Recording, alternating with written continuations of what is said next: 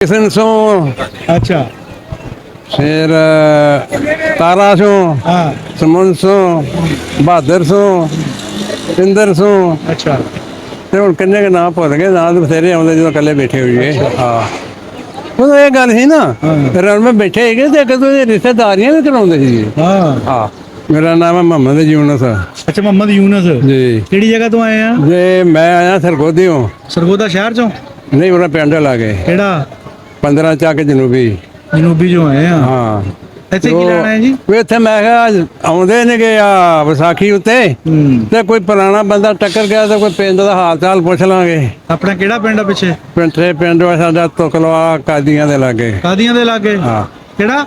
ਤੁਕਲਵਾਲਾ ਤੁਕਲਵਾਲਾ ਕੁਕਲ ਵਾਲਾ। ਹਾਂ ਲਾਗੇ ਹੈਗੀ ਆ ਭਾਂਬੜੀ ਭਾਮ ਬਸਰਾਵਾਂ ਅੱਛਾ। ਭੈਣੀ ਹਾਂ ਇਹ ਚੱਕ ਲਾਗੇ ਨੇ। ਬਾਬਾ ਜੀ ਉਮਰ ਕਿੰਨੀ ਹੋ ਗਈ? ਮੇਰੀ ਕੋਈ 96 97 ਸਾਲ ਹੋਣੀ ਹੈ।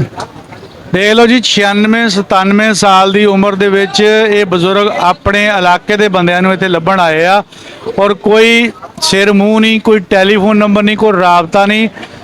ਇਹ ਕਹਿ ਲਓ ਵੀ ਸਮੁੰਦਰ 'ਚੋਂ ਸੂਈ ਲੱਭਣ ਵਾਲੀ ਗੱਲ ਆ ਵੀ ਇੱਥੇ ਆ ਕੇ ਫਿਰਦੇ ਤੁਰਦੇ ਆ ਔਰ ਇਹ ਆਪਣਾ ਉਮੀਦ ਆ ਕਿ ਇਹਨਾਂ ਨੂੰ ਲੱਭਣਗੇ, ਜਾਣੀ ਕਿ ਉਮੀਦ ਦੇ ਸਿਰ ਤੇ ਤੁਰੇ ਫਿਰਦੇ ਆ। ਇਹ ਦੇਖ ਲਓ ਵੀ ਇਹ ਰਸਮ ਜਿਹੜੀ ਹੈ ਨਾ ਸ਼ੁਰੂ ਤੋਂ ਚੱਲੀ ਹੋਈ ਆ ਕਿ ਉਦੋਂ ਲੋਕ ਇੱਥੇ ਆਉਂਦੇ ਹੁੰਦੇ ਸੀ, ਇੱਥੇ ਅਨਾਉਂਸਮੈਂਟ ਹੁੰਦੀ ਸੀ ਕਿ ਜੀ ਹੈਗਾ ਕੋਈ ਹੁਸ਼ਿਆਰਪੁਰ ਦਾ, ਹੈਗਾ ਕੋਈ ਲੁਧਿਆਣੇ ਦਾ, ਉਹ ਫਿਰ ਇੱਕ ਦੂਸਰੇ ਨਾਲ ਮਿਲ ਕੇ ਆਪਣੀਆਂ ਗੱਲਾਂ ਬਾਤਾਂ ਸਾਂਝੀਆਂ ਕਰਦੇ ਸੀ।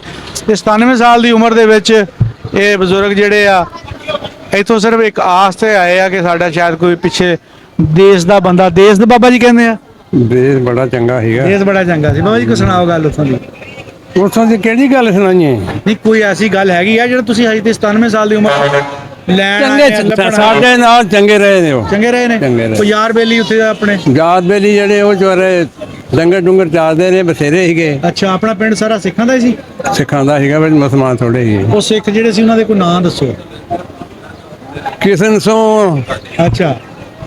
ਫਿਰ ਤਾਰਾ ਸੋ ਹਾਂ। ਸੁਮਨ ਸੋ ਬਹਾਦਰ ਸੋ ਇੰਦਰ ਸੋ ਅੱਛਾ।